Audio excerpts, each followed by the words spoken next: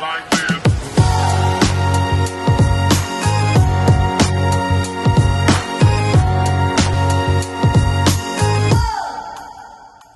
Yo, what's good? It's your boy Hove. Oh, No, never mind. It's not Hove. Okay.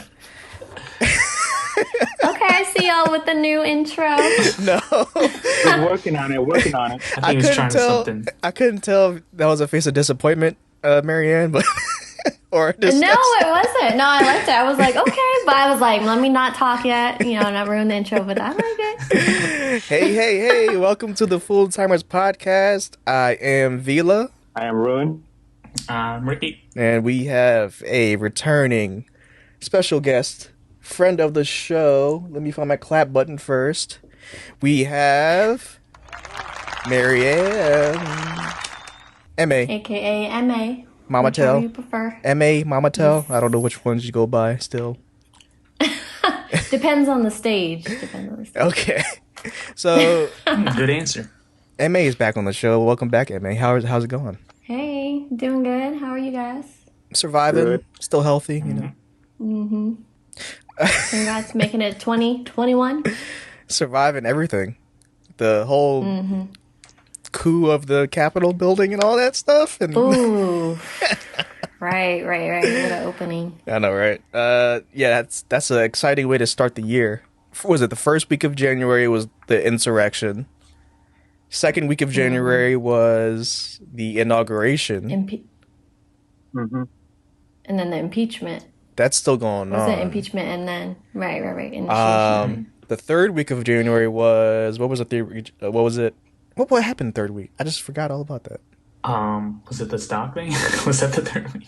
Yes, Or is right. it- Yeah, the stocks Yeah, now. that's- Yeah. So, Oh. so are y'all following what's going on with that? And following it loosely. I don't really know much about stocks, but thankfully there are a couple Instagram accounts with explainer posts Yeah. out there breaking it down. Yeah. So Yeah. Which Yeah, everyone's getting a financial lesson. this seriously, week.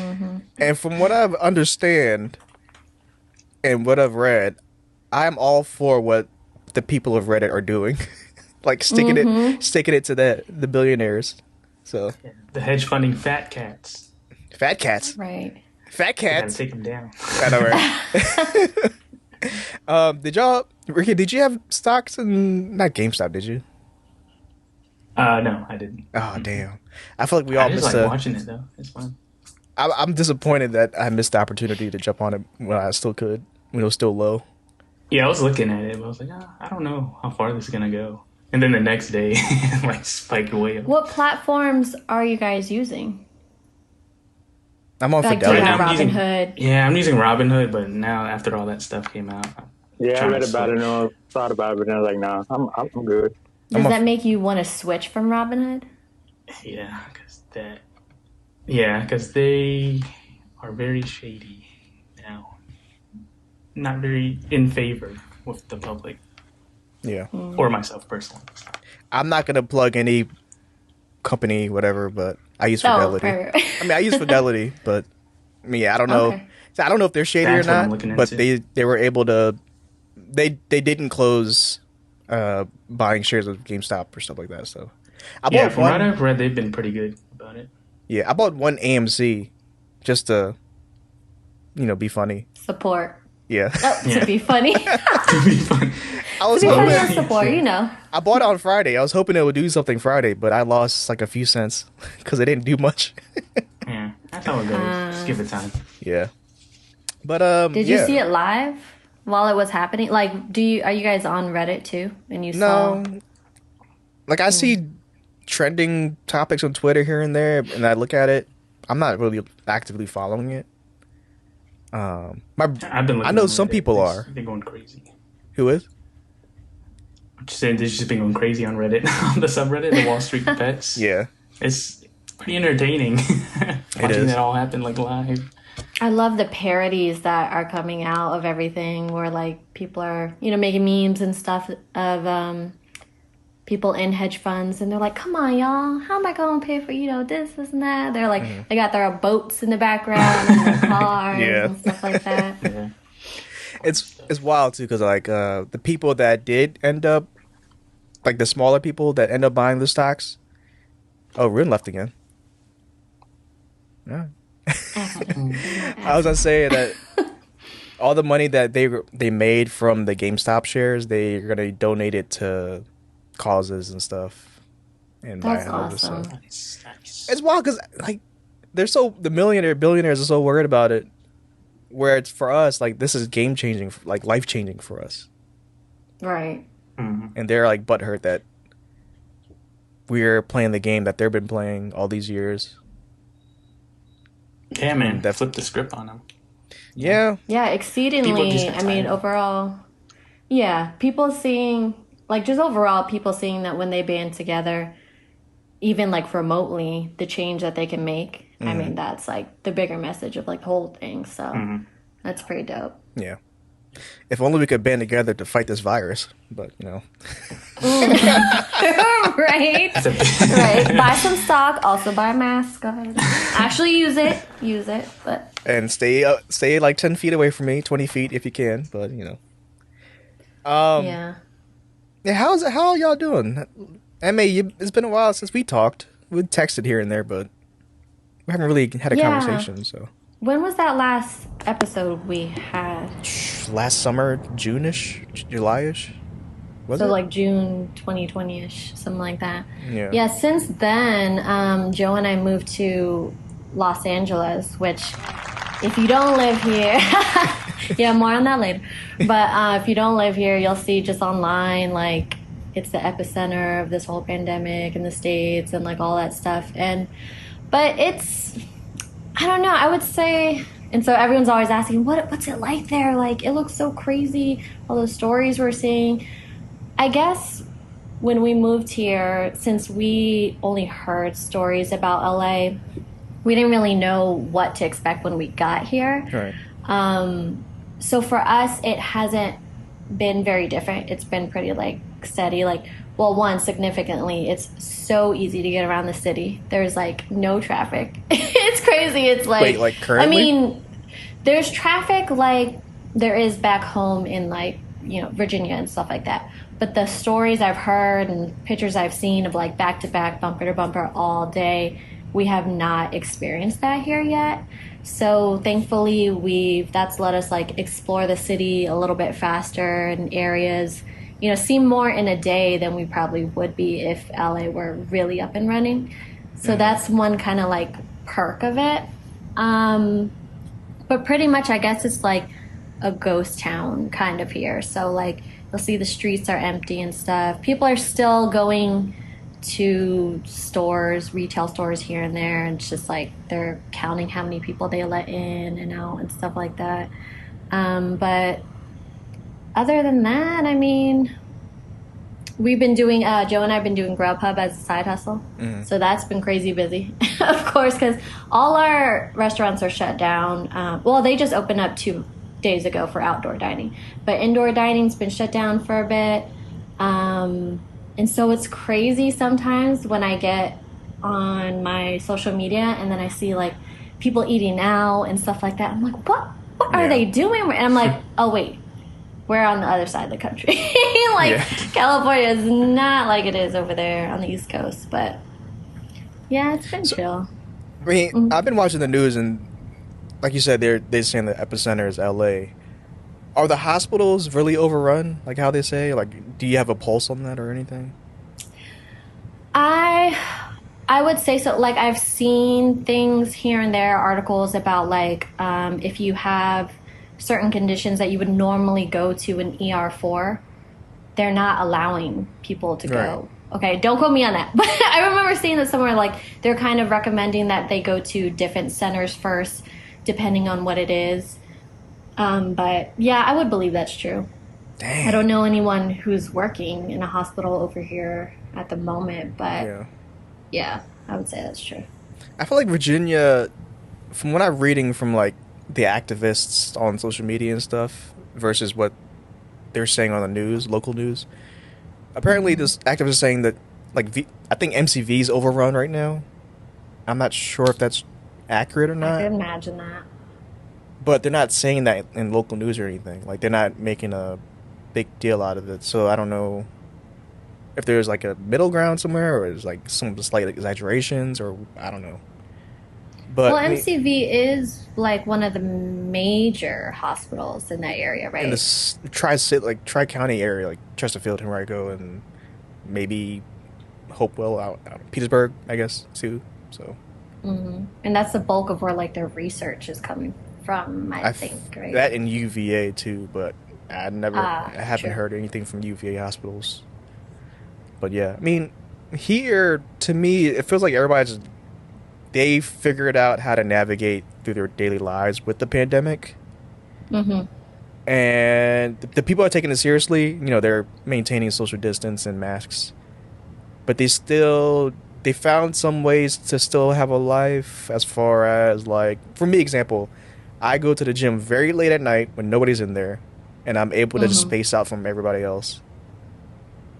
And I just go grocery shopping after the gym, and that's it. Like I'm not out and about during the day. I'm not doing anything recreational over the weekend like how I used to do or anything.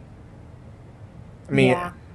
so I've been lucky. I've been healthy. I'm not gonna jinx myself, but I'm staying healthy now. Still, thankfully.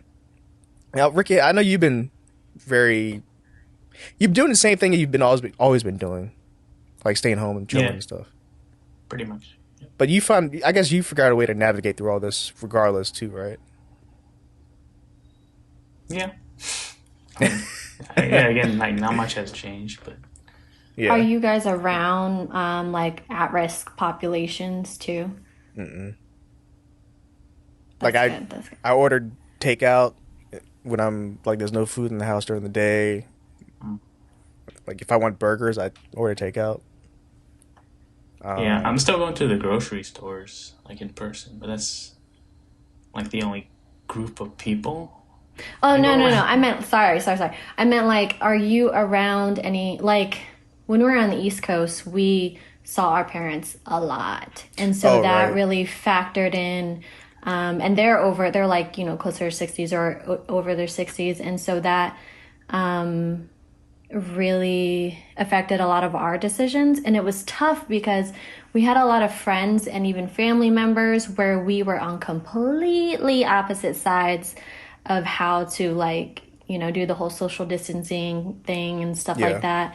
And we lived in the same house as my mom for a bit before we left. And so that, thankfully, I'm kind of glad, low key, that I don't have to kind of deal with those situations a bit anymore, where it's like, somebody invites you and you're like, you may not completely agree with what you see them doing, like online and stuff like that. And so, but then it becomes this kind of like misconstrued thing where it's like, but we're homies, but we're family. Yeah. And it's like, this has nothing to do with how close we are, our relationships. And it's almost like politics. I don't know Yeah. if we already talked about that before, but Briefly.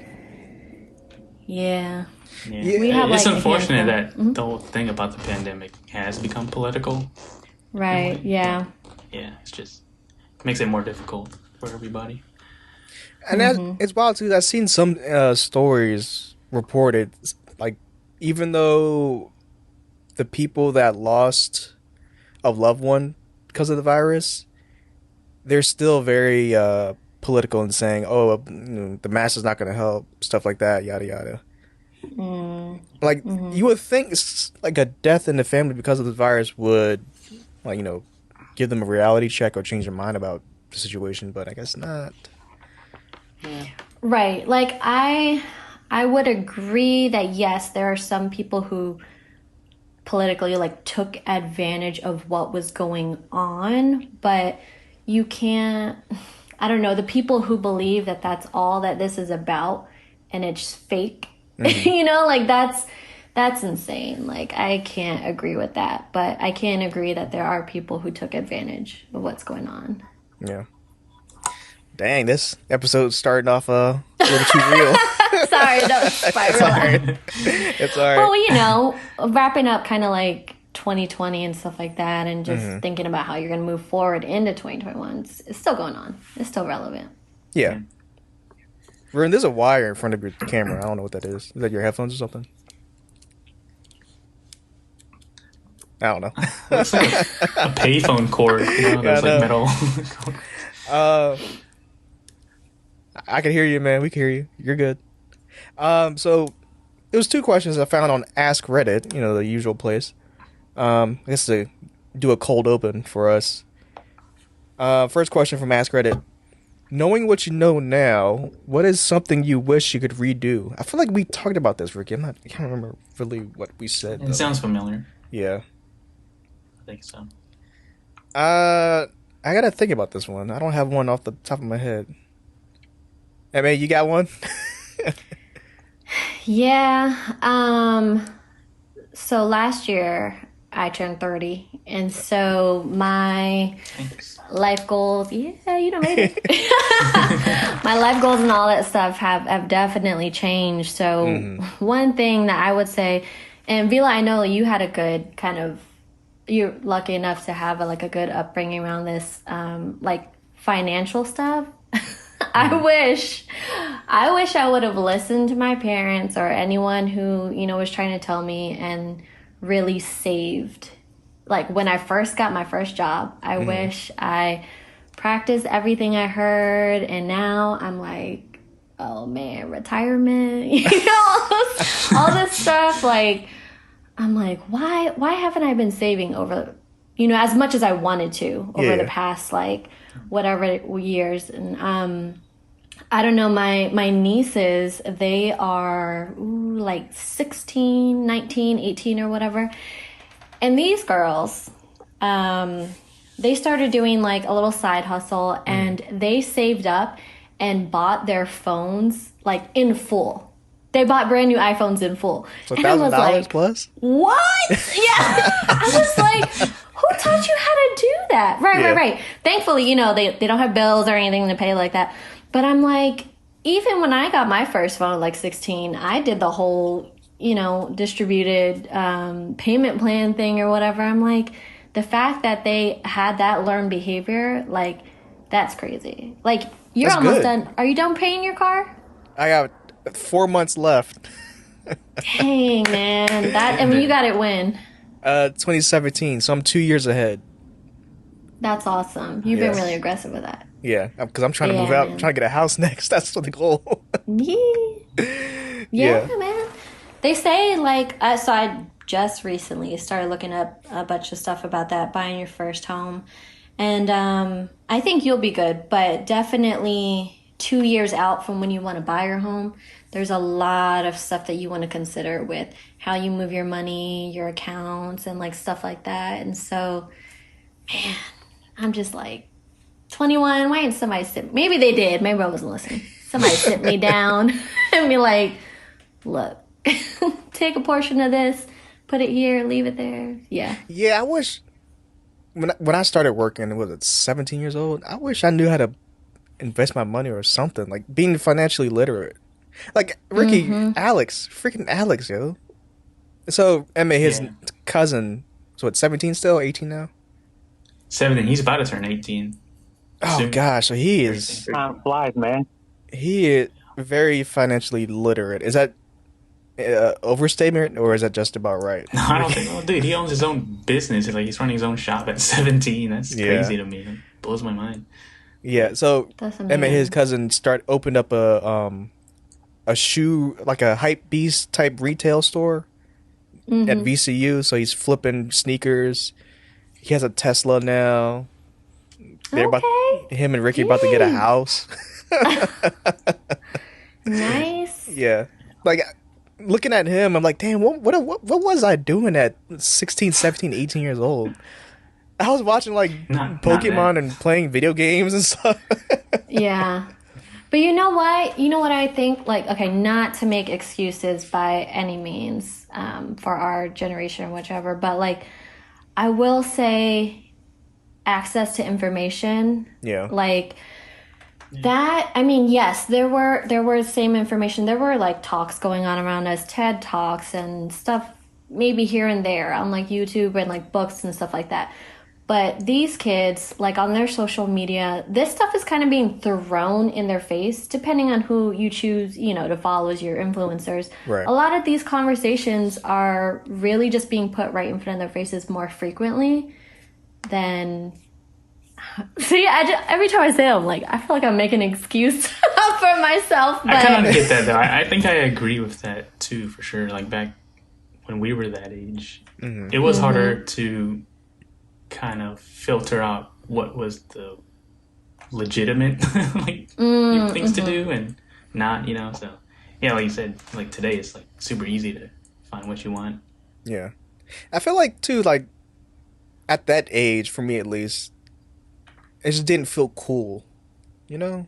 I don't know. right. Finances I mean, are cool. When like you're young. we've been showing these like on music videos, like people flashing their fancy material stuff, and of course that's obviously a lot of money. But we didn't even think about the financial part. We just thought about we want the materials, and that's it. I mean, that's how I was at least. I don't know. How were the conversations with your parents? That's what I want to know. Because like Joe and I now, we start thinking about like, okay, yeah, our parents probably said these things like here and there and whichever, but we're starting to think about conversations we want to have with our kids in the future. And like, did your parents, how did they talk to you about these things? Or did you ever see the way, you know, how they move their money and stuff like that? Or was it just they pay the bills and all that stuff and like you were really out of the loop? They've talked to us, me and my brothers, I'm sure, if I can remember. But they weren't moving money as far as like putting money to invest in places or anything like that. It was just more so work hard, save all the money you can, and don't spend too much on frivolous stuff. Like be frugal, you know, or even be cheap too if you have to be cheap. But yeah, conversations of like, you know, investing in stocks or whatever businesses, that was never in my sphere growing up. But my dad even said don't get a credit card until ever. But I got a credit. Right. Yeah. So I wasn't building credit at a young age. So I was building credit late, like my mid-20s. After college, I was building credit. Me too, dude. I only got a credit card last year. Yeah. Last February. It's crazy. Yeah. Because if you get, as a teenager, if you get sucked in with like a credit card and you just end up spending and spending and spending and not knowing you have to pay it back, that's And it was if you're not given, if you don't heed counsel that's given to you, you know, or if you're not given the counsel, I think that's like a huge part of it. Because like you said, like your cousin, like we've seen a lot of people who are doing really well because they're exposed to whichever, they're just way more disciplined than we probably were with money at their age. But I do wonder, like, so everybody here, are your parents all first gen immigrant? Like, did they immigrate? Like, my parents immigrated from the Philippines and they got here in '89. Yeah. Yep. First so generation. like a lot of our conversations about like careers and money, especially career, my parents, it was more so like they wanted, it was a means of survival. You know what I mean? Like it wasn't always, this might be a whole nother episode, but I was an art student. And so if you come from an Asian family, I mean, that's not, you know, there's a lot of stuff on that. It's not, they're not always going to support you. I'm sure. Stereotype. There's some things they want to be, right? To the listeners, I'm shaking my head, yes. Yeah. So I was lucky enough that my dad, he wasn't so pressed on me having a very lucrative career. Because when I told him I wanted to go to art, because I'm the baby of the family, and I don't know what life experiences he experienced while in America to see that don't push your kids too hard, but he was not that kind of guy to push me too hard, just enough to do well and do the best for myself. So when I told him that I was gonna be, you know, go to art school, he was like, "Oh, do what you want, son. It's okay. Do what you want." Your dad is like a rare. Your dad's chill. My mom, she was a little. I could sense the disappointment in my mom, but she understood. I guess she talked to my dad, like, don't push him too much. He'll figure it out, kind of thing.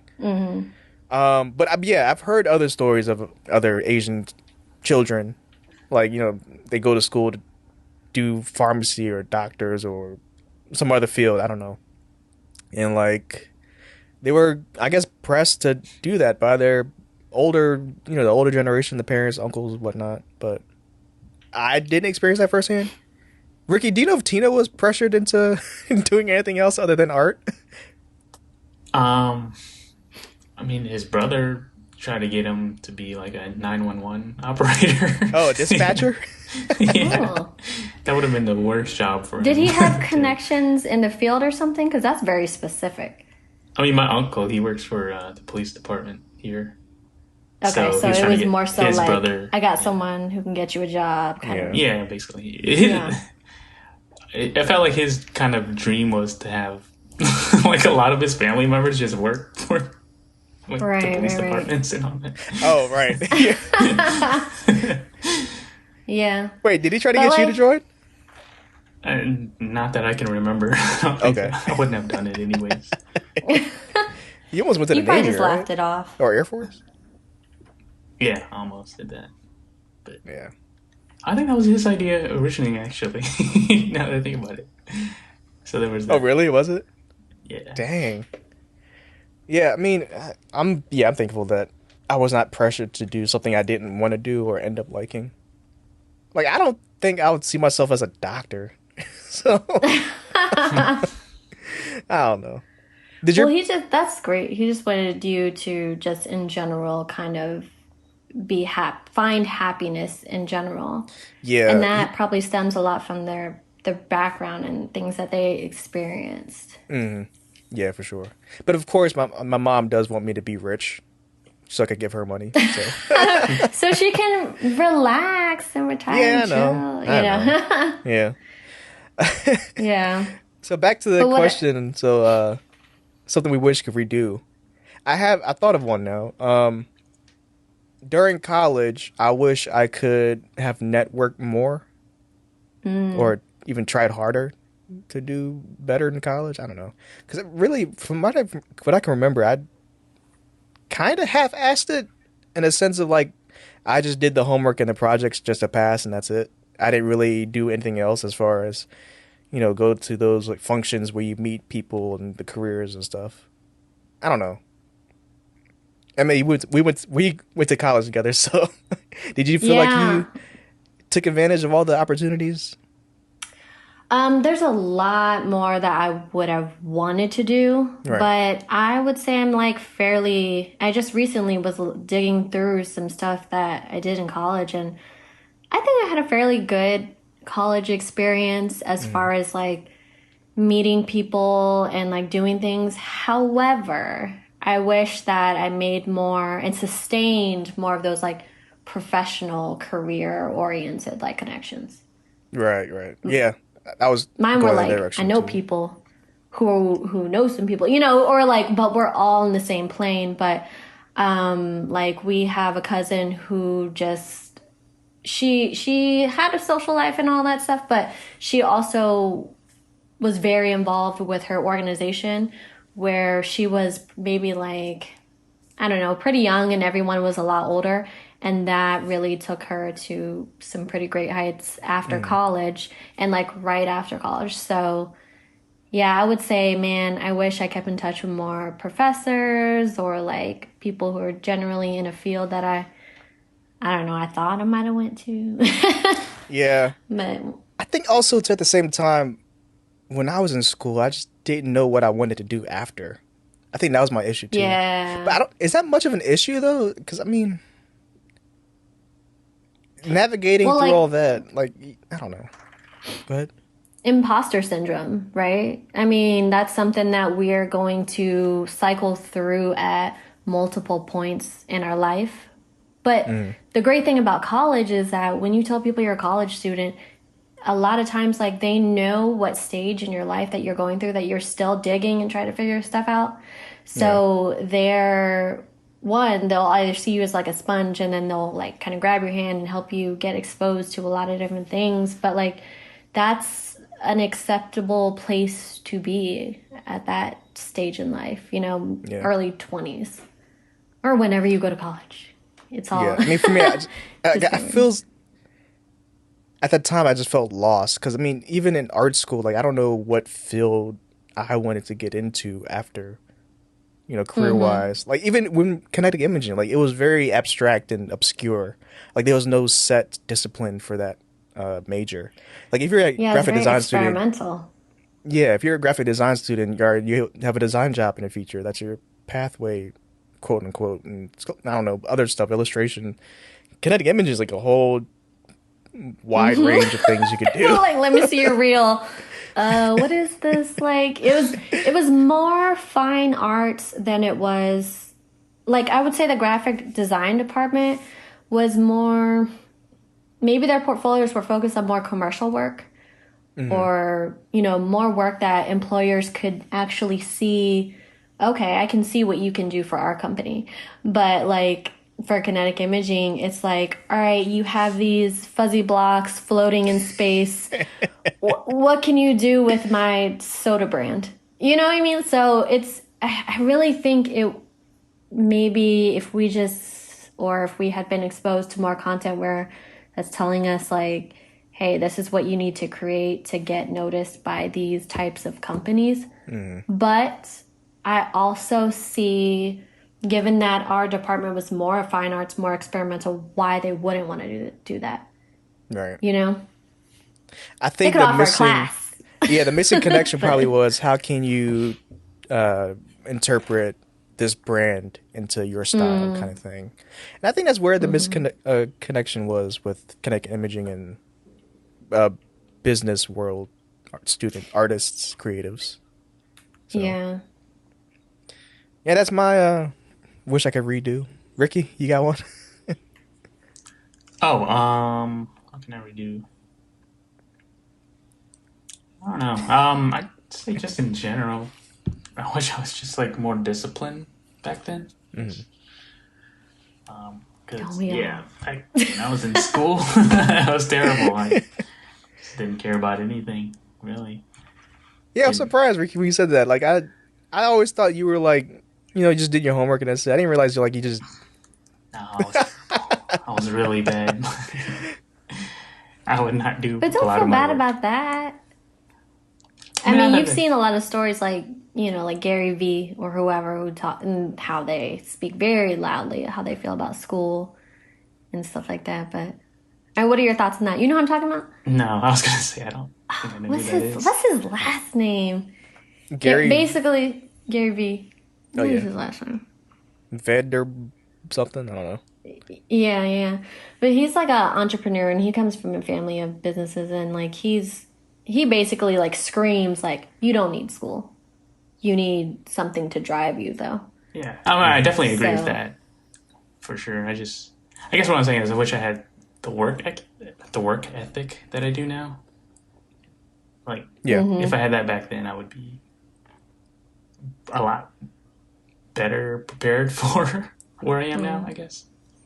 I don't know I if that feel makes like sense. though with that, what that is like you just finding what you do like. Because for a while, like I thought I hated reading. I was like, reading is just not for me. That's not how I learn. But what it turns out is it's really just about you finding the content and like what excites you and you can do it. Like anyone can learn anything, whatever, but it has to really spark something in you. So what is something that like you say the work ethic you have now, what are you working on? music, Ricky. Those Yeah, beats, I'm man. working on the music. I feel like I mentioned that Yeah, like every episode now, but yeah. yeah, just trying to do So that. if you found that music connection with music earlier, you think you might have had that work ethic back then. Yeah, probably. That's because it's something I work on a lot more recently. Just like little projects here and there. And set small goals for myself, like learn this certain thing, and Yeah. then it's on to the next thing and this and that. Yeah, I haven't really had that kind of, I guess, hobby back then. So yeah, it is a lot of that. And then just with like just work in general, like just regular work. Like obviously, like, things you do, even if you do like it, there's going to be some aspects that you don't like. But you know, you gotta, I guess, power through that and do what you got to do to make yourself successful. And yeah, that was a lot of me when I was younger. I was like, if I didn't like it at all, then I was just gonna put it off and procrastinate and all that. So now I'm just like, gotta stay disciplined and just power through. You know. Ricky, growing up, were you ever exposed to like other people making music, like instruments or anything like that? Not really. I don't think I could say really. Yeah. How did you find out that that's what you really love to do? Is it something you already knew all along, but you just didn't know how to get that connection to it? Or is this like a recent thing? I guess sort of a recent thing, but I think it was always in the back of my mind, or when I got interested in music anyways. Yeah, and I feel like I've always wanted to learn an instrument at least.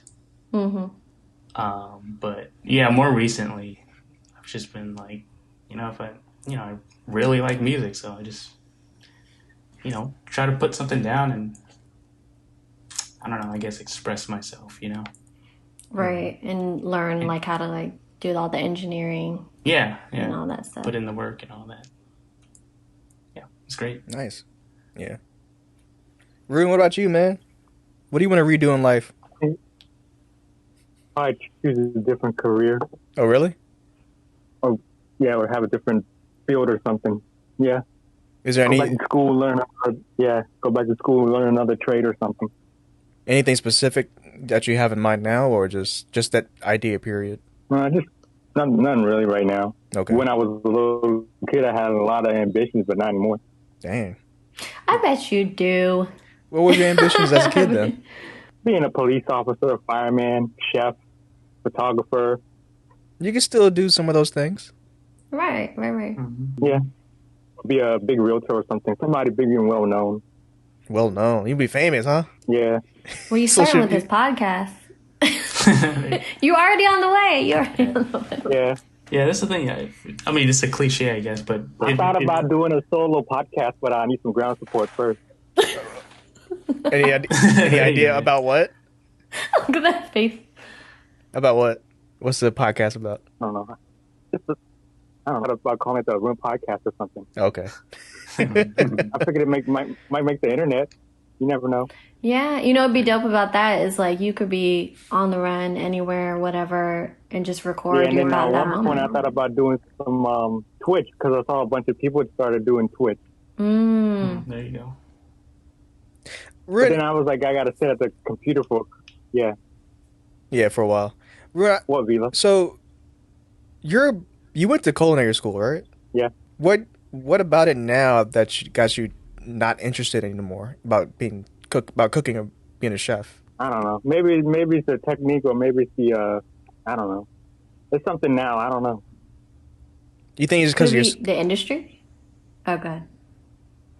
No, I don't think it's because of the industry. I think it might be just because of the lack of, being, being all about it. And I was like, yeah, he's doing this, he's doing that, or he's taking this out. Yeah. You think it's just because it's your current situation that's kind of holding you back? I see. Yeah. Yeah, I wonder what would get you motivated again. Yeah. Would something? Probably watching another chef. Okay. That'd be cool. That'd be cool. Y'all could do videos too if you take if you've ever taken your own spin on a recipe or anything like that. Like you'd be surprised. There are a lot of people who don't know like something maybe that was like in your family, like a style, the way you cut something, the way you season something, and like people are like, oh, that's a good idea. But we grow up thinking that's regular. Rune, has your mom taught you any of her recipes yet?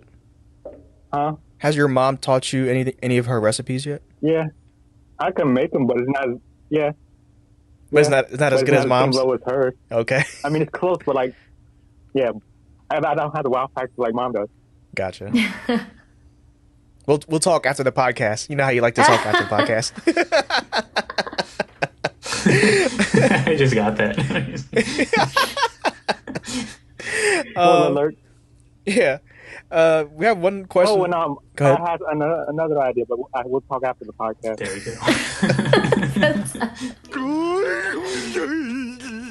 go. um, the last question for the cold open is pretty like a loaded question, I guess. And we kind of touched on it too in a way. From another one from Ask Reddit. How did you become the person you are today? That's a very loaded question. There's a lot of things that happen. Life experiences, right? Though. Like, how do you summarize all that? That's crazy. I mean, yeah, like I guess generally speaking, life experiences made me who I am today, and I don't know. I mean, I don't. That is, yeah, I don't know. Yeah, I'd say The way my parents, a lot of goes into how your parents raise you too, right? Like, yeah, I was gonna say like a lot of your interaction with your family, just seeing how they operate, and how everyone in the world is how you perceive what everyone else is doing, and stuff like that. I don't really have a deep answer. Yeah, product of our environments. Is that what- yeah. Like I was a very sheltered kid growing up, and then I think middle school, my parents kind of let me explore more. But As in, like, physically, like, going places, right? But didn't you guys have, like, big family gatherings? Or not necessarily, like, blood family, but, yeah. Cambodian community gatherings, like temple, and then there's the New Year celebrations and all that stuff. I did interact with some other kids in the community. I forgot. I don't know who they are anymore, actually. But, yeah, those functions I guess they helped me grow too, in a way. I feel like, I don't know, when I think about the answer for you, I also think about, like, the media that you grew up around. And I also, like, recently I watched Issa Rae's masterclass, and she was talking about how she was raised on the East Coast, and there weren't a lot of black people where she lived around, but she had these sitcoms, and I was just like, yes, absolutely. Like, I'd never realized how much that affected me growing up, but like my taste varies a lot. One, because I'm the youngest of 5, and all my siblings have different tastes. So I was just like a sponge. I soaked up all their different tastes. But when it came to TV and stuff, I watch everything from, like, when it comes to, like, Martin, Fresh Prince, Living Single. Then on the other side, you got, like, Friends, The Simpsons, Frasier, here and there. I'm not really Seinfeld, but, it's just like we didn't have cable in our house. So whatever was on TV, like, that's what we watched. What was it, like WB 27 or something like that?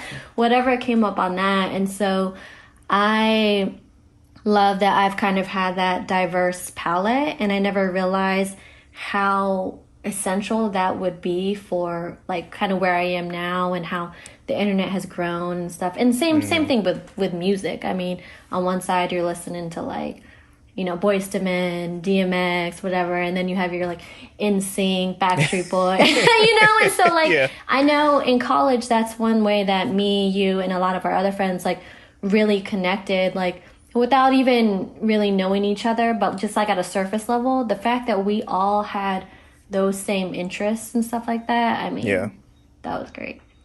Yeah, think about that now, then. Yeah, you're right. The media also shaped us. Me, too.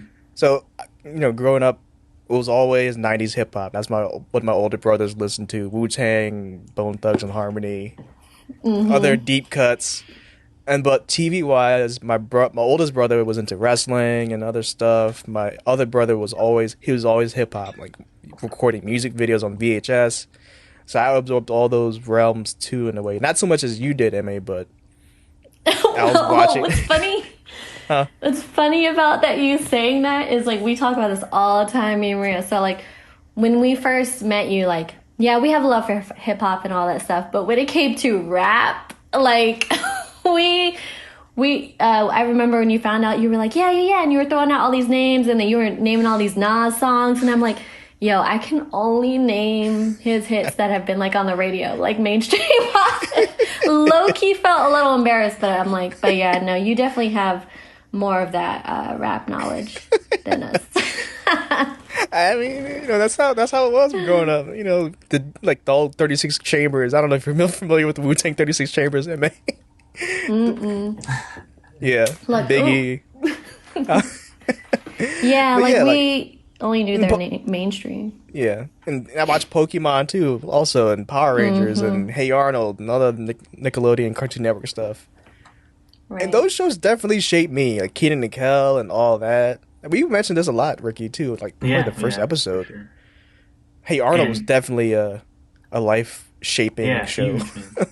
And I think about it a lot. I can't believe I forgot to mention, but like for me, video games too. They taught me a lot about, I guess, my moral compass. I guess try to do good and Specifically role playing. yeah, Is that what you're talking about? sometimes, but also like I don't know, like not just role playing. I guess like strategy games too. Just like how to use everything, like use all the resources around you and like use that to come out on top. I guess I don't want to get too specific on any one game, but it's kind of that. Like it kind of teaches or taught me like how to think, I guess, about the world and navigate it in a way. Like all kinds On the of games. video game example, Ricky, I don't know which game it was. I'm sure there's a few games that does this, but like when you have a dialogue with a computer character, whatever, and you have options of responses. Like there's one response, you're kind and nice, you're polite the way you answer it. The next one's you're an asshole the way you answer it. Which ones do you usually pick? Which one of those do you usually pick? Pick first. The one that I feel like I would actually say, I guess, Okay. Depends on the You character don't I'm talking to. explore just to see how it would. Sometimes I do, but then I'll like reload the save. Because like I wouldn't really say that. I just wanted to see like what would happen, kind of thing. Yeah. But yeah, you So can't I'm the really guy get away that with picks in the real life. polite. I'm the guy that picks the polite answer first.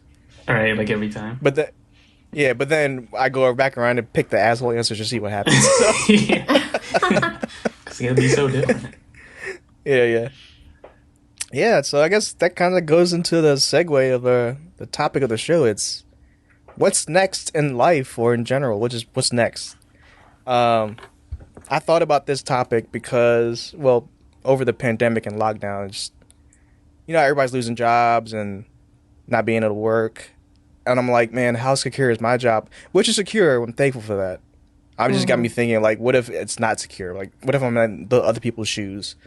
Like, what would be next for me? The next move, work or life in general. So that's what got me thinking about it. Some of us probably don't have a response for it, but my response probably not as, not as deep as it should be or could be. But I just want to have a conversation about it and see what everybody's headspace is at in terms of what's next. So. It's a broad topic, so yeah. MA, you moved to LA. That's what was next for you. Right, that adventure or this adventure, it was kind of expected, but not really. Like December 2019, I got married, and then I had talked to people loosely about like dreams of like wanting to go to LA. Mostly I had two big influencers, Kelly Corbett and Chris Nario, who previously lived here. And they would just nonstop be telling me stories about how great it was, especially for the type of work that now I know that I want to do.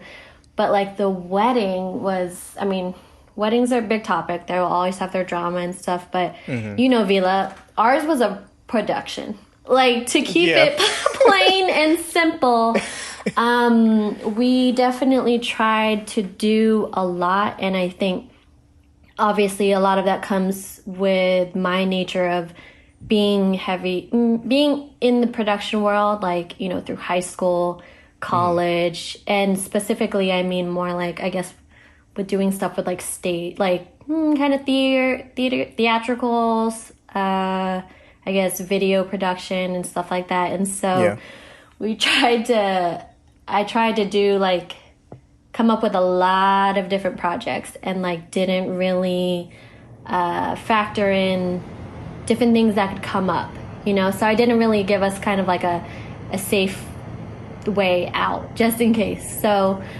But what I did learn from that experience was,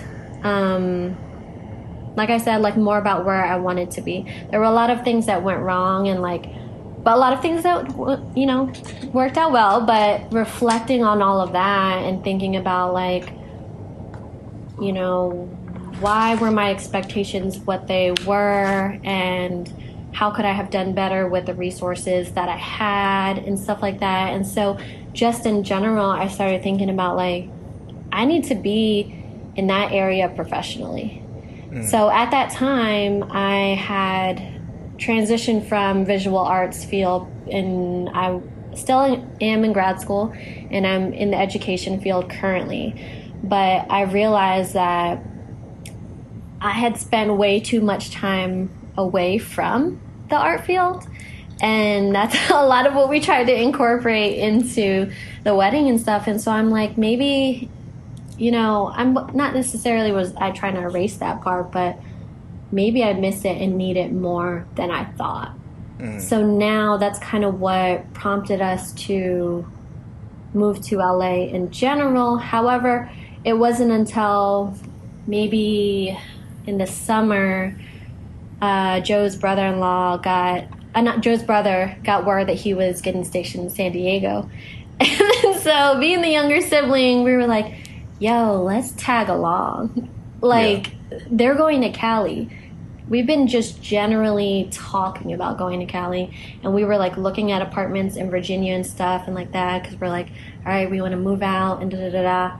When we compared the two and realized that even though the cost of living is like significantly different, we were still able to find a place, granted a lot smaller than we would have gotten in Virginia, but we were able to make it over with our means, you know, like our budget and stuff like that. And so I'm so thankful. I have a supportive partner, Joe, thank you.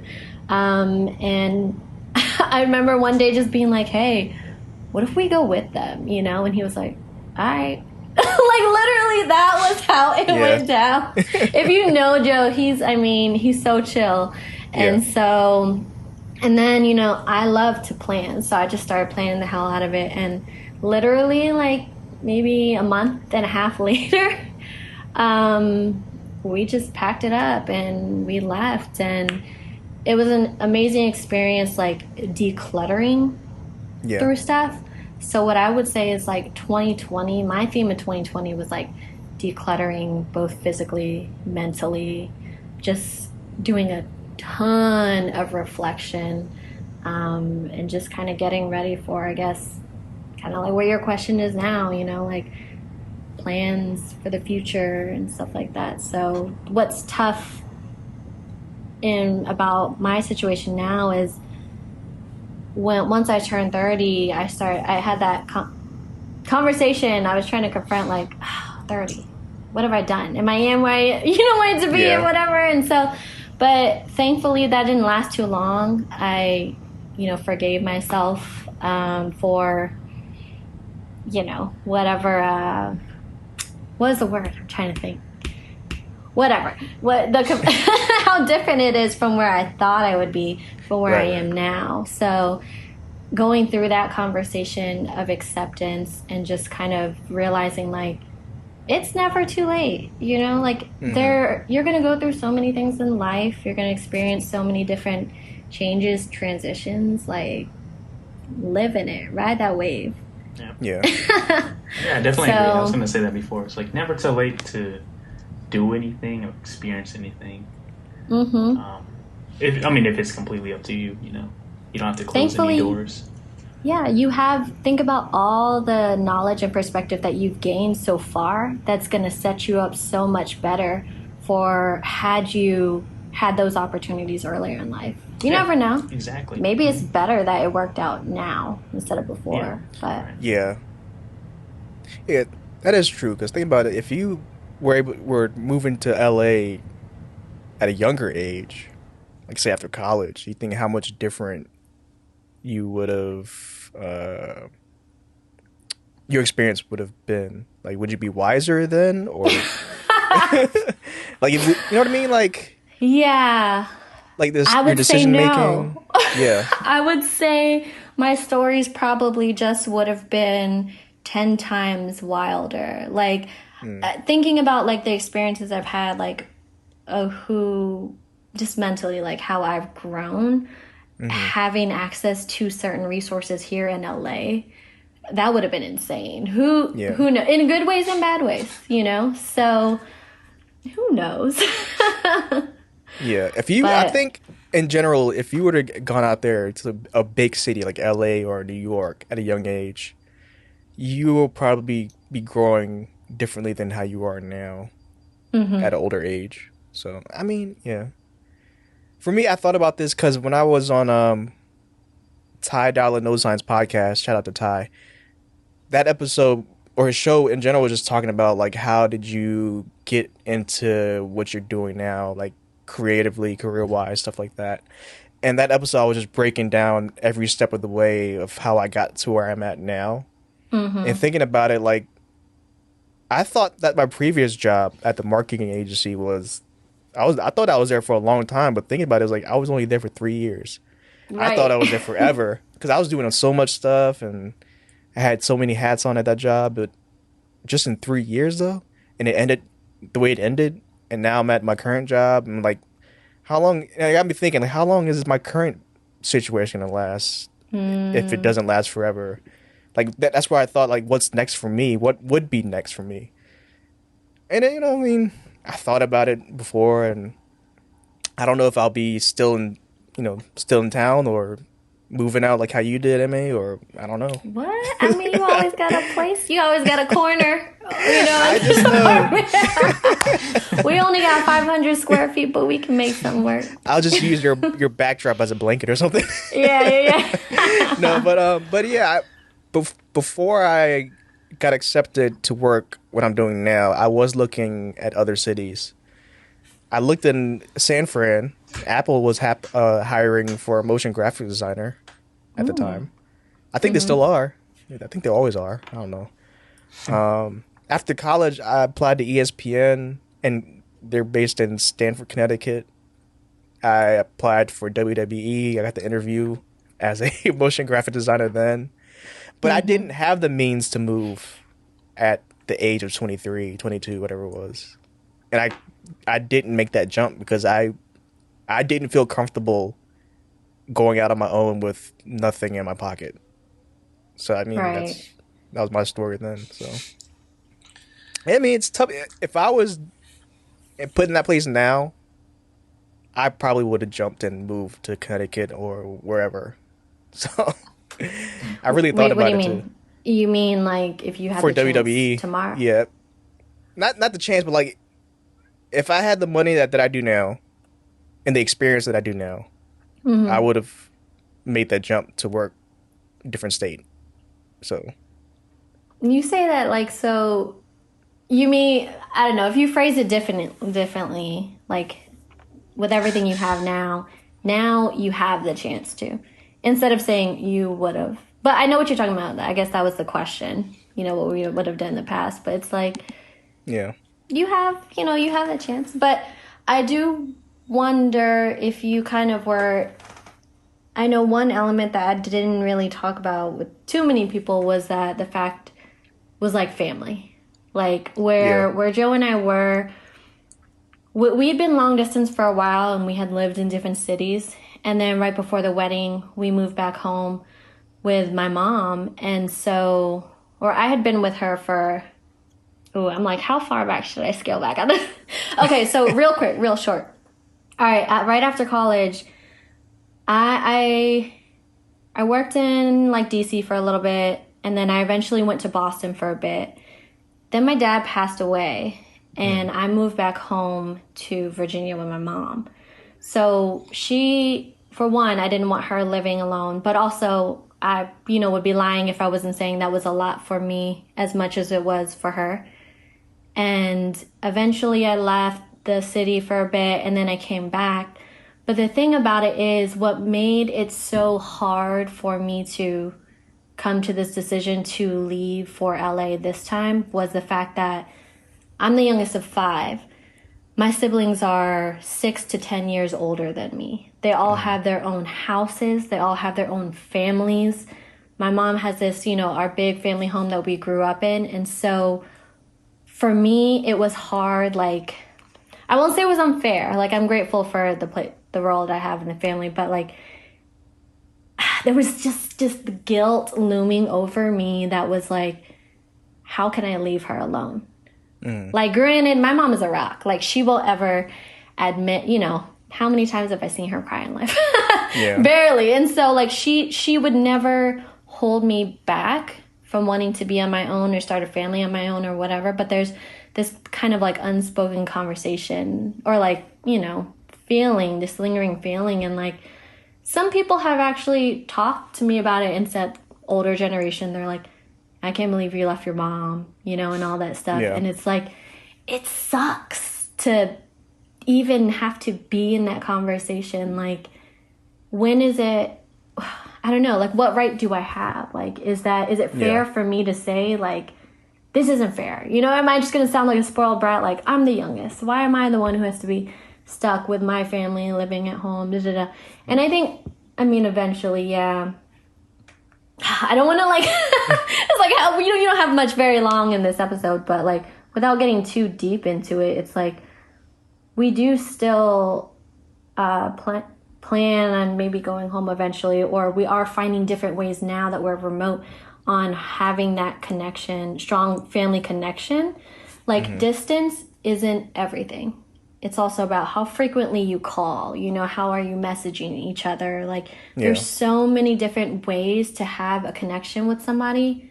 You can live in the same house with somebody and not talk to them, have drama or whatever. And like, you couldn't be more distant, And so it's like, I don't know. Maybe I'm still trying to come to terms with that conversation, but I'll admit, like, that was a tough one to kind of swallow with us leaving. But it's probably a deeper question that I'm about to ask. But have you guys thought about how long you plan on staying in LA, or like what kind of ordeal is this? Yeah. So when we were leaving, we were like, family is everything. We grew up, born and raised in Virginia. We want our kids to grow up where we grew up. Yeah. And like, Joe has his mom has like 11 siblings. And so he has a huge family over there. It's just my immediate family. Granted, we have a big family. But so when we left, we're like, yeah, we're going to come back. We're only going to stay for a couple of years. We're going to soak up this knowledge here. And then we're going to go back and start companies there. And, everybody who leaves for a big city from Virginia, they never come back and they never like, help, provide opportunities for the people there. Now that we're over here, it's like, we can always visit, let's make enough money so we can always visit back home, because even though LA isn't up and running to its full speed, it's so different. Like, and that sounds so like silly to say, it's obvious, but the amount of diversity here and just the opportunities that you have walking down the street. Like, one of my homegirls was like, what if you could give that opportunity to your kids? You could have your kids be around more creative opportunities and stuff like that. And now that we're doing like delivery stuff, we're going around like seeing all these homes like in the valley and stuff like that. And just like, I don't know, it's hard not to, we have been like kind of imagining ourselves here, but pretty much we're like, we're going to ride the wave and we're going to see how things go. We're going to keep an open mind, because we have to, like we invested so much in this experience and moving over here. On one part, if something happens, we have to end up going back home, we're not going to regret it. It's a wonderful experience. If we end up getting to be here forever, like, that's dope too. We'll just make sure we got mad miles so we can go visit. But it's kind of tough having that conversation with people back home once they start to hear that we like are loving it, loving it over here. But yeah.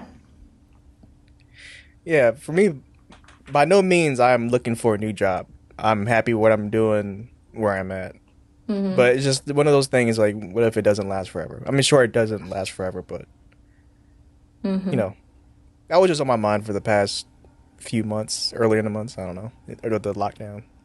I don't know. Ricky, how you feel about that whole notion of, like, your current situation, work-wise or whatever, might not last forever? So what's next?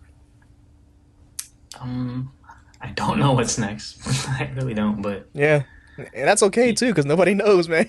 yeah. But if not, I think I'll be okay. I mean, again, like the knowledge that I have and discipline, I think that I'll be okay with whatever I choose to do Yeah. after this, if it comes to that, I can't really get any specifics, but yeah, I think I'll be It okay. means of like surviving. Like Yeah. I feel like all of us, we know how to survive and like get by every day. But when it comes to having accessibility to something that you're passionate about and professionally, that's like that's where it gets tricky. Yeah. And then that's where you find projects and stuff like this, where you get to do, what you're passionate about Yeah. on your terms. And I thought about, you mentioned, like, at the age of 30, are we at the right place? I don't know. Would you say something like, as far as along the lines of, Where you thought At you the would age- be. yeah. And I thought about, at one point, too, like, is it too late for me to start having children? And- Not for you. You are a guy. I think your guys have that kind of clock, like, I was- compared to yeah. But I mean, not the biological part, but it's more so, I'm pretty sure it's gonna happen to me, but I think I'm gonna be an old father. Like, Yeah, but you could still be a cool, young, hip dad mentally, you There you know? go. yeah, that's true. It's all about the relationship that you decide to build and how, it doesn't, just because you're older doesn't mean that you're going to be estranged, Yeah. or whichever. Like, but that's also a very relevant topic too. Like, Joe, of course, after getting married or even before the wedding, everyone was like, when are you going to Yeah. have kids? When are you going to pop it out? And I'm like, I have 10 nieces and nephews on my side. Joe's family is just starting, so they have, I think, like 4 on their side. So on one hand, we're thankful that there are like new babies popping out every year. So we don't have that feeling yet that we're missing that chapter in our life. But yes, being a female, I have been thinking about, for one, Joe says like that, he says that too, like, I don't want to be an old dad. Like, I want to be able to run and keep up with my kids kind of thing, but we've seen stories, right, of people who, look at these athletes, look at their lives after, if they didn't get injured or whichever. And it's like, if you choose to keep up that stamina and whichever, like, you can, you just have to, that has to be one of your priorities in life, your health. And that's like thinking, we need to think about that now. Like, that's another investment that we need to start thinking about our bodies and of course, like, mentally and stuff. But yeah, so we have kind of put this little schedule up. Look, I'm like, thankfully none of my aunties are going to be listening to this, but yeah, I would say anywhere within the next, like 3 years, maybe. We would like to start having kids, maybe 3 years from now up until, I don't know, 36. I don't want to put an end age on it, but like, we know that we have a very tight window that we want to achieve. But the biggest part for us right now is like, for me, and sorry, Joe, I've been putting him through this, but I've been like freaking out. I want to be able to afford to have a kid and have them grow up with a decent lifestyle. Like, we know that we have Filipino parents, and thankfully they had big families. They're very resourceful. So we know that we can make it on, we can survive if we don't have the greatest budget. Yeah. But, there are things, regardless if I'm doing well, my kid's going to know Spam, soy sauce and rice. They're going to know. Yeah. They are never going to be too bougie to eat some ramen noodles, But The rite of passage. Right. It would be nice to just not have to be nervous about, like, how am I going to put food on the table next day and stuff like that. Yeah. So that's my biggest thing. I think that's my hiccup too. Like, I know I said I don't want to be an old dad, but also at the same time, I am not ready to have kids. I'm not in a relationship. I'm not in a relationship right now, but I'm like, I could really take care of myself. I don't want my future children to be raised in this crazy society that we're in. I don't know, like, being responsible for the upbringing of a whole life, it's a tall order for me. Yeah. I'm sure I'll be fine at it. It's just that just thinking about it now, like, that's a lot. Like, that's a It's like whole a lot of work. responsibility. Right, Yeah. right. Because, like, if you mess up, I don't know if I could have that on my conscience if I. Right. But that's just me, though. I mean, I don't know. The good Like, thing I have my niece and my nephews, and they're a handful. I mean, my brother, I know he's listening. So. Right. But, yeah, I mean, I don't know if I'm ready to have kids, period. Or ever. I don't know. Yeah. The good thing is that, like, from what I've learned about you guys so far, is that you seem like very wholeheartedly, like, genuinely kind people. And so at the very least, you can have peace of mind knowing that you're not going to be a piece of shit parent. You know what I mean? Yeah. So, like, you'll have a decent, you may not know, not everybody goes into, there's no parenthood perfect manual for parenthood, Yeah. It's, however you want to do it, and it's going to be the right way for the most part. But, like, knowing that it's your unique experience, that you have resources out there, and really just, I would say my goal is to raise a decent human being, ethically. I feel the same way. Like, there's still a lot of selfish things that I want to achieve right now, and so that's why I would say I'm not ready. But I know that if something happens and, like, I end up having to, that You're prepared for it. Yeah, I'd probably be okay when it comes to the caring sense. Like, I'm not going to, if anything, it'll just be, I'll have to accept that, like, naturally, my life is going to shift and all my attention is going to be on that. But I think when I'm in it, I'll be good. But thinking about it now, I'm like, oh man, I'm not ready for that. Yeah. Ricky, I don't think we talked about this part ever in any of our conversations. Ricky's like, How do you kids. How do you feel about kids, man? Kids of your own. Pretty much the same way as you, Vila, I think, like, I don't know if I'm really ready to have any yet or ever. Yeah. We'll see in the future, but I mean, yeah, for me, if I do have kids, it's the same line as, where I would want the best for them, obviously. Mm-hmm. Yeah. Things will change drastically. I think I'll be, do pretty decent as a father. That sounds weird to say, even, like, being a dad. Yeah. But, yeah, it could be a huge change if it ever happens, but, Mm-hmm. I think I'll be okay. You'll be good. Yeah. We'll be good. We'll see. I'm still wrapping my head around the idea of me being a parent. I just can't see it. It's so weird to imagine. I don't know. Build, like, wrestling rings out of pillow cushions. He would definitely do that for sure. There will definitely be pillow fights in the future. Who knows? You might be freestyling your own nursery rhymes. It doesn't have to be, what our parents had. Yeah, that's the fun thing about it. It's unique. Like, every parent is unique to their children, their relationship to them. Mm-hmm. And, yeah, just make it your own. Ruin, what about you? You thought about having kids, or are you prepared for children? One day when I'm ready. Right. Yeah. Eventually. What about At least you relationships, can y'all? cook. Yeah, there you go. That's true. Cooking's important. That's true. What about relationships, y'all? I mean, you're married, so you can't really answer anymore. But I mean, yeah, that's a loaded marriage. That could be a whole nother episode. yeah, But go ahead, I'll let y'all I'm talk. not even. I don't know if I'm. People say I don't put myself out there enough. Like, am I? Do I want to be out there enough? But I don't know. Yeah. If it happens, it happens.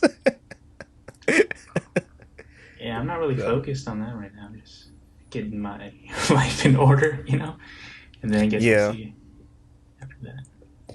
Yeah, for me, it's just I'm just focused. I'm tuned in and just I'm so focused, laser focused, on getting my own place. That's it. Yeah. After that, who knows what happens after that? Mm-hmm. Yeah. I mean, that's great. Like, I feel like being able to focus on yourself and having, you don't have to be 100% ready when you meet someone, but it's like, I don't know, I'm still, I guess, kind of old school. Like, Joe and I have been together for a bit, but like, I feel like even if we weren't, I'm still very into that whole serendipity, like, you meet somebody through connections and stuff like that. I mean, Yeah. I think there were dating apps out when we were in college and stuff like that. I don't remember. I know. I'm like, all I can say is like, I've never experienced that. But I also never experienced like a blind date, even before apps weren't a thing. For me, Right. It was really about the connections of like who I was with and like, my friends' friends or something like that. It depended on what circles I was in, and that's how I counted on meeting people, I guess, or whichever. But I don't know. I don't know. I try to stay away too much from talking about like the app stuff because it's like I don't have a lot of knowledge based on that. But I've seen there's a lot of content building around it, especially around the pandemic. Like, how are people dating now? And I see these commercials and stuff with like, people are doing Zoom calls, or not Zoom calls, but they have the apps where you Video can, like, calls, yeah. Yeah, so that's really interesting. I mean, that's cool. And to me, that's still weird. Like even for a first date, Right. it's a FaceTime call. What do Like, we- what is it talking about? Like, oh, what are you doing? Cooking? I'm just. What if somebody curated a space, right, especially for this call, and then they like hit their laptop or something moves, and then you see like this whole mess of stuff that you're like, ooh, that's the real. That's That's deal the real, breaker. real. The green screen falls down or something. Right. And the day gone wrong. You see all the Narrated by pots and Vila pans, Tang. all the pots and pans in the dishes and the sink and all that stuff. Mommy yelling Right. in Cambodia. What are y'all doing? I don't know. Right. Funny. But who knows, that could open up something, I don't know, like, oh, you like that anime? Me too. Yeah. But, My friend, he has a specific taste in terms of the other gender, opposite sex, but he also wants like the interest to be the same. So he's always like big nerd, big Star Wars guy, likes comic books. He's like this macho '80s dude too, the typical '80s macho guy. nice. But he also wants like the dime piece person, and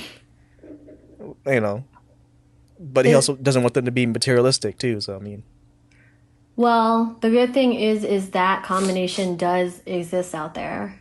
I mean, what's that? No, I'm just kidding. No, but basically, it's like there are so.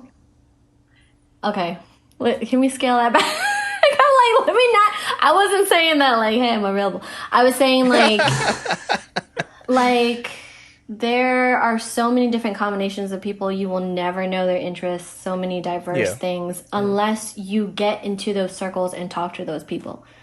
Like the whole thing we were talking about, like media and stuff like that. Like, look at how diverse the things we listen to and watch, and like that's a huge thing that actually brought Joe and I together. Like, the different pockets of interest that we had, and the whole idea of you can put us in a room and we can kind of like be a chameleon and have enough interest to talk to anybody in that room. That was huge. That was huge. It was so rare. I mean, we did grow up from the same area. We had friends like in the same circles, but it was like, this sounds so weird. Okay, so when I was like in elementary, I hung out with more like kind of like a white crowd. Like in middle school, I hung out with more urban, like black, kind of a little bit of Filipino, like here and there. And then when I was in high school, I hung out around more Filipinos. And so he actually had that same kind of in different schools where he hung out with different races, and that was huge. I never realized how huge of a factor that was for me, that someone was exposed to so many different cultures and wasn't, I don't know how to say this, wasn't ignorant. I was a nice way of saying this, but like, it was just so nice to have someone who could be well versed in all those things. But more open. I think that's what you're trying to say. More open minded, I guess. Yeah. But it's not like Joe and I met through friends. Like it's not like we went to some, which happens. I mean, it's not like we went to like a Comic-Con event or whatever stuff and like found each other. But we found out later that we both love stuff like that. So things that you see on the surface level, you'll never know like until you ask. But if it is very specific that you want someone who is into Naruto or something like that, go to places where that is a thing, or find someone who's open-minded and get them into that.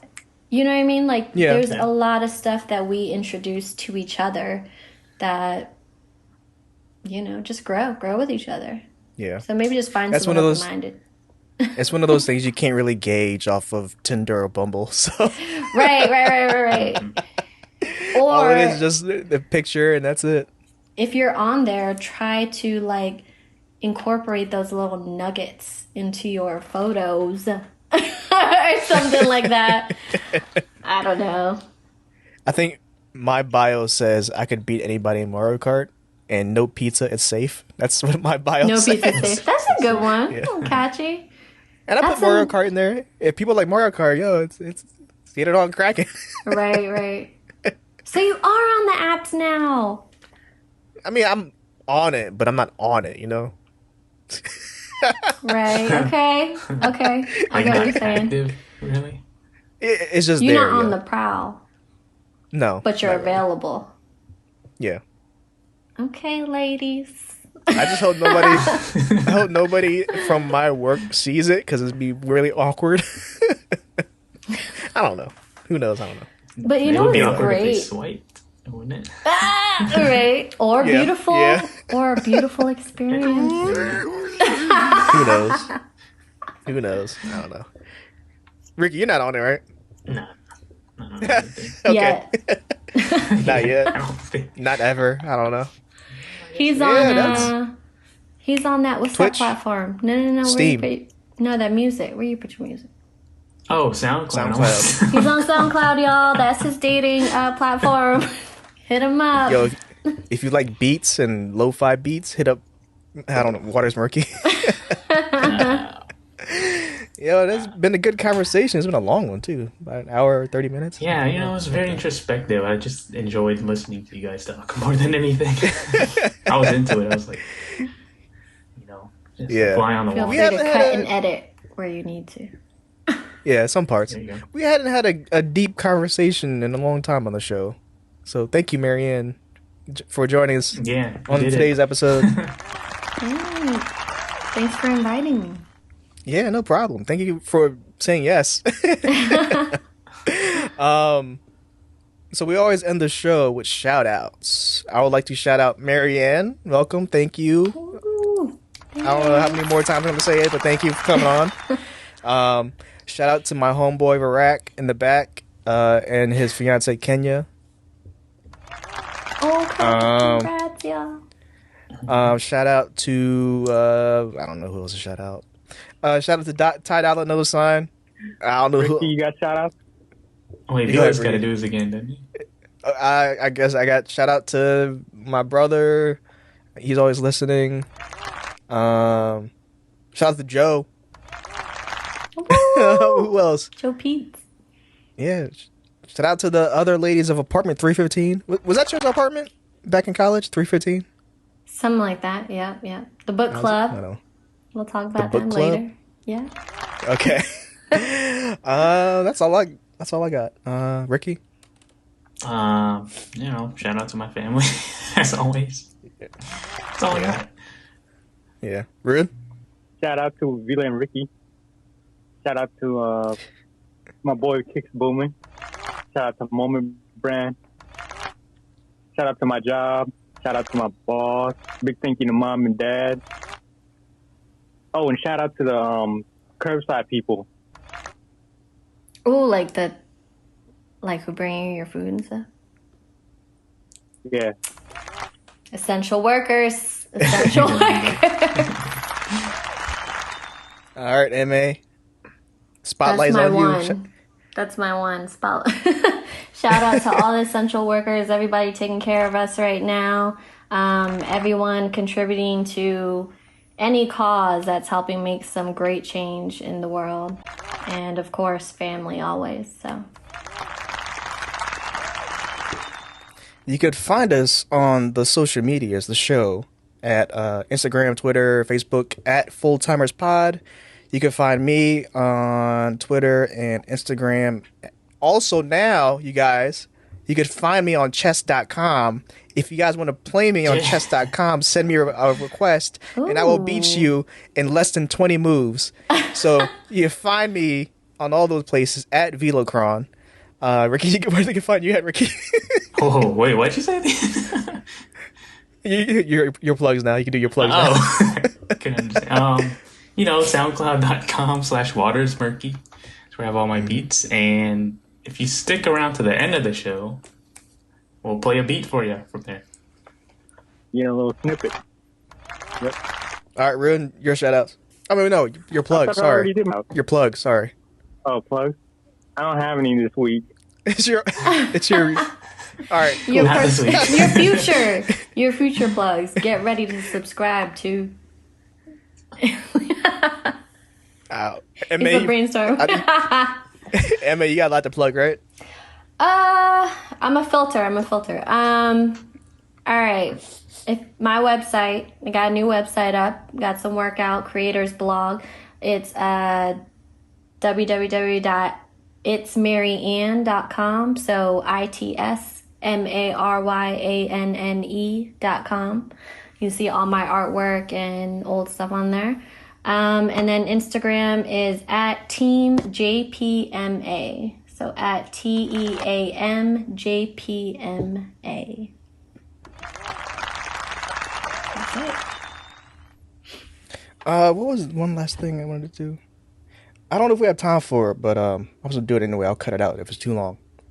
Jeremy, I know you're probably listening. Ricky, you're not prepared for this, so you have a shock face on you. Okay. Jeremy, the Brooklyn Nets is not the team of New York City. The New York Knicks is the team of New York City. If you come text me one more time about KD or Kyrie and James Harden don't know what they've been through, it's fine.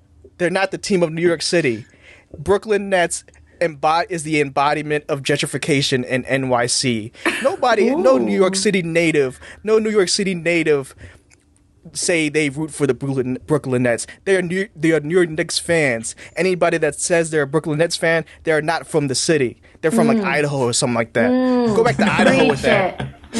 Transplants. It's like a WWE segment, when they take the mic. They're just standing in the ring by themselves, calling someone out. And that's the end of my rant. Thank you. Man. I hope he hears this. All right. That's you're probably telling me anyway. So that's been the end of episode 40, y'all. MA, thank you so much for coming on the show. Yeah, thank you. Thanks.